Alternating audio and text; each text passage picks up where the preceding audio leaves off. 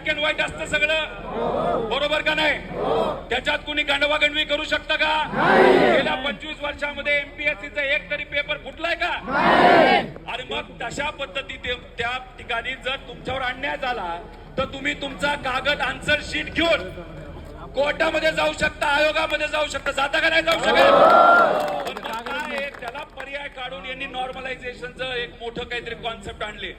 आणि मग त्याच्या मागे लपून ज्या लोकांकडनं पैसे आले, ज्या लोक आपल्या विचाराचे अशा लोकांना आत घेतलं जातं, दाखवलं जातं की नॉर्मलायझेशन झाल्यामुळे त्यांना जास्त मार्क पडले.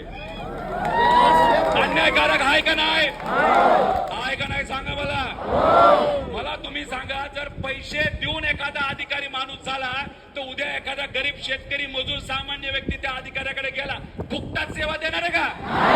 पैसे घेणार का नाही घेणार? मग हे फक्त विद्यार्थ्यांची लढाई नसून सिस्टम मध्ये पैसे देऊन जे कोणी अधिकारी होतात त्यांच्या विरोधातली ही लढाई आहे. त्यासाठी ही लढाई अतिशय महत्वाची आहे. तुम्ही बघत असाल एका आमदाराची किंमत किती? 250. एका खासदाराची किंमत किती? 50. बर एवढे पैसे तुमच्याकडे आहेत ना? तुमच्याकडे नाही हो, सरकारकडे आहेत, नेत्यांकडे आहेत. मग आमच्या विद्यार्थ्यांकडनं 1000 रुपये घेण्याचं कारण काय? अहो मला एक मुलगा म्हणाला एमपीएससीच्या मी 10 परीक्षा दिल्यात, 10 परीक्षाच्या 10 पेपर मी पास झालो,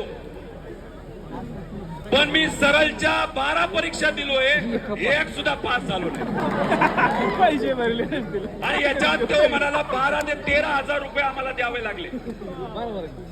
तुम्ही 10वी 12वी देऊन आलेला आहात का नाही आलेला आहात? बर 10वीचे पेपर जेव्हा घेतात 10-12 लोकांचे, नाही तर 12वीचे घेतात ते काय ऑनलाईन घेतात का?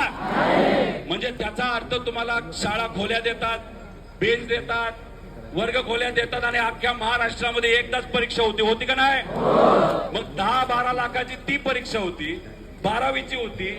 युपीएससीची परीक्षा 8 लाख विद्यार्थी त्याच्यासाठी बसतात ती होती. आणि मग इथं तुम्ही कारण काय देता की नाही काय आहे ते प्रॉब्लेम होतो, पेपर फुटतो म्हणून आम्ही ऑनलाईन करायला चाललेलो आहोत.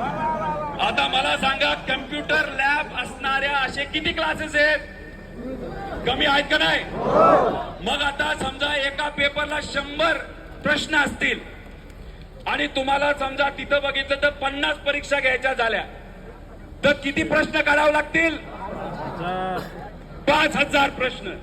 त्याच्यात समजा एका सत्रामध्ये नाहीतर एक जे तुमची समजा 7